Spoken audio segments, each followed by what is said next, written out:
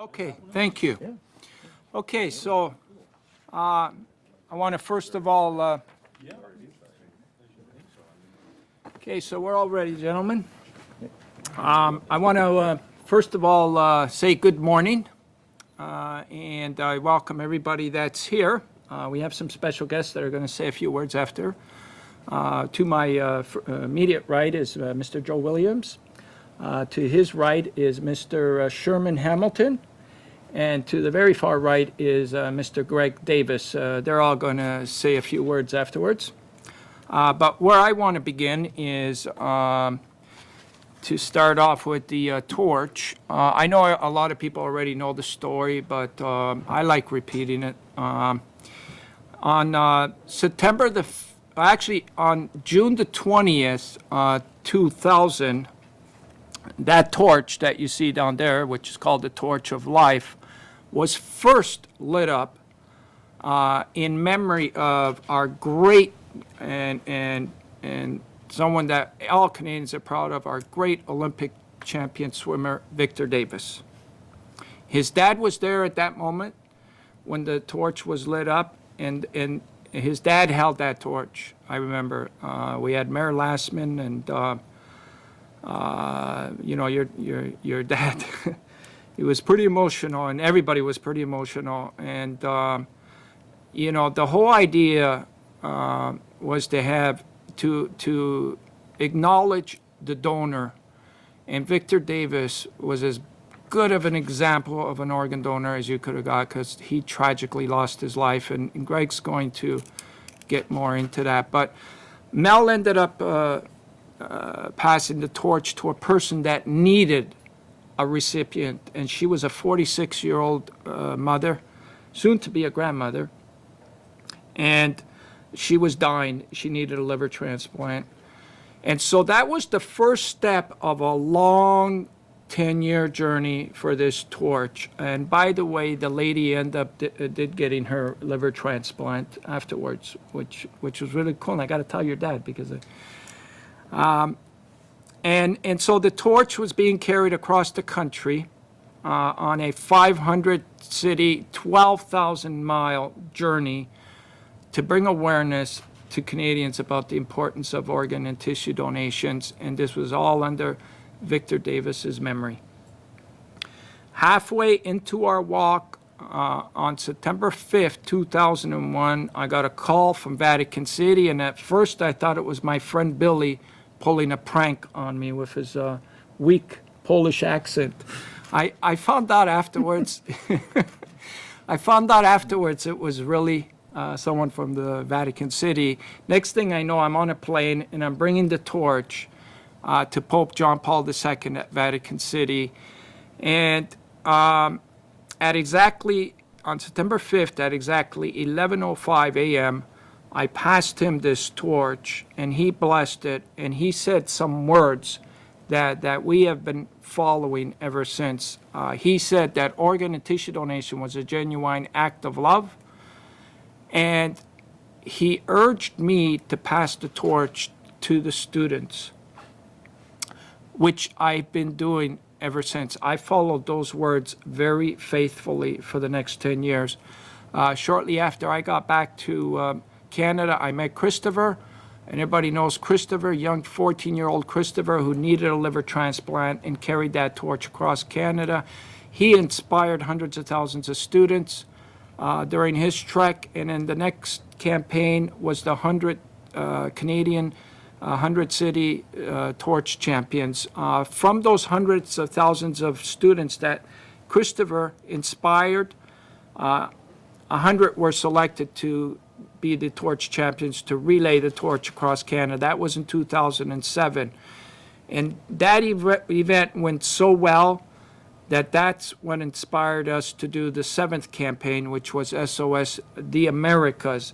So this time our plans were to light the torch in Wasilla, Alaska, and bring the torch all the way down on a 2-year journey to Argentina. And that started, as everybody knows, October 23rd. We brought the torch to Wasilla, Alaska, hoping that Sarah Palin was going to light the torch, but she stepped down. as the governor, but we had Governor Purnell and U.S. Senator Mark Begich getting both behind this event. And that kind of set the tone for us. We seen something happening during that time that, you know, wouldn't it be cool if we continue getting both parties to come together on an issue in America? Because that's a big thing right now. And so that was our tone. You know, our tone was this. We kept saying this over and over. If you had a young baby that was waiting for an organ transplant, and God, hopefully nobody has to ever go through it, because you're desperately waiting while your child could die any day. Finally, an organ becomes available. You're not going to ask, is it a Republican organ or is it a Democrat organ? Is it a Catholic organ? Is it a Jewish organ? Is it a black organ? Is it a white? You're not. You're going to be so full of gratitude. You know, that's the tone that we wanted to set with organ and tissue donation. And in the spirit of Pope John Paul II, that was his very existence. His very existence was to bring everybody together, all faiths, all cultures, all parties together to address the major issues of the day. That was his existence. And under that spirit, that's how we've been carrying the torch. And so when we arrived, the torch went through Canada. When we arrived to to Maine, the start of the lower 48 states, we continued having the same success with both parties coming out. We've had both Republican Collins and Snow come out to support it. We've had Democrat U.S. Senators Leahy, Dodd. We had Independent Lieberman. We had Governor Rendell. We had Governor Douglas. I can go on, and you can see it all on our website. Actually, if anybody ever does want to visit this, and it's all, everything is documented here. Everything that we do, right here, as you can see, are all the, and these are either governors or U.S. senators or U.S. congressmen. Like, you'll see a whole list here. So we were getting good media response, and we were getting good participation from the students, from the community, and basically in 6 short weeks, we arrived in Washington, and this is what changed me to name a new campaign. When I arrived in Washington, we met with U.S. Senator Jean Shaheen that morning at her office at the Capitol, and she told me about the Pope John Paul II Cultural Center, which existed in Washington. What I found out was that President Reagan built this building for Pope John Paul II because they worked together on many, many things during that time. And this building is a tribute to Pope John Paul II. It's got everything that Pope John Paul ever owned and throughout his whole life. You know, even the bullet that tried to assassinate him is in this building. And so when I arrived at this building, it felt like a homecoming after 10 years of, you know, traveling with this torch and following His Holiness's words. And then finally it felt like the torch arrived home. And I was warmly greeted by everybody there, and they even said, welcome home. You know, I think it was through all that emotion that I thought, well, now's as good as a time as any to announce that, you know, the torch is even going to go further. It's going to go around the world. And so what we decided to do was, at that moment, we didn't make it publicly announced. What we decided to do was to go back on the 14th, and that's what brings us here today. On the 14th at Washington, at Pope John Paul II Cultural Center, we've invited members of different faiths, from the Muslim community, the Jewish community, the Buddhist community, the Hindu community, to all join together at Pope John Paul II Cultural Center to light the torch in a symbolic gesture to the world. And it's a powerful gesture by having all these different men of faith there, to let them know that this is something that there shouldn't be any religious or any kind of connotations. Life is life, and that's the statement that they're going to make. And there's 100 kids that are going to carry that torch from Pope John Paul II Cultural Center to the Capitol, the United States Capitol. And when we arrive at the Capitol, we're hoping and speculating that there's going to be many members from both House and Senate, U.S. members, and from both parties arriving to receive the torch. So again, this is going to be very symbolic of having both parties together receive the torch. And that's going to mark our pre-kickoff announcement. And then we're going back to Washington on September the 9th to officially kick off the world tour. And we're going to go through 160 cities in the States. And then on September the 5th, 2011, I'm going to find myself at Vatican City handing the torch to Pope Benedict at 11:05 a.m., 10 years later. And so there's 200 countries afterwards that are on our campaign, and we'll be back in Washington to finish the campaign in 2014. So it's a 4-year campaign. So today, myself and David Wright-Smith, who was my road manager for my Canada campaign in 2000, my BC road manager, he's from BC, and he knows BC inside out, knows all the alleyways, he knows it well. And he also joined me during this part of my leg in the state. So David and I are going to jump into the truck of life and drive to the Buffalo border to get to the Washington, to begin our pre-kickoff announcement. And so, without further ado, I'm going to just briefly mention a bit more background on the gentleman here. Mr. Joe Williams is going to talk about something very, very interesting and that I'm hoping that we can fully engage with step by step in his company. And Mr. Sherman Hamilton will help him with that afterwards.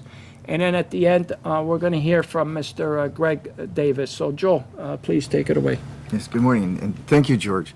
I just want to say how proud I am for George inviting our company and talking to our company, Innovative Hydrogen Solutions, IHS, and getting involved with the step-by-step program. I met George about 4 years ago through a mutual friend, Angelo Pucci, and I was really fascinated by George's dedication, his persistence, his perseverance. I thought I was looking in a mirror because we shared the same path in getting to where we are today. George is helping mankind. We believe Innovative Hydrogen Solutions is doing the same thing in making sure that our grandchildren and our kids breathe clean air. We've developed a Canadian technology that it's a hydrogen generating system. We use electrolysis and an onboard application to reduce emissions, first and foremost, and whether somebody wants it or not, it ends up saving fuel, and which is very timely with respect to what's going on in the world today and with the economic meltdown. So we not only can help our children, we can also help industry, in particular the trucking sector, survive. George, we are very proud to make an official announcement that we will become George's first corporate sponsor, in that for every unit sold beginning in June of this year that we have, IHS will contribute $25 to George's campaign, and within the next week we'll install one of our hydrogen systems on George's Torch of a Truck of Life vehicle, because as he goes around the planet, we want to make sure that nobody is going to get ill from the fumes that are coming out, because there will be none, or very little. And IHS wants to take this opportunity as well to really thank the province of Ontario. We're a Winnipeg-based company. We are now moving moving our R&D, our product development, to Southern Ontario and Southwest Ontario, because the province of Ontario has been the first political organization in Canada or the United States, municipally, provincially, or federally, to accept hydrogen fuel injection, which is what our technology is classified.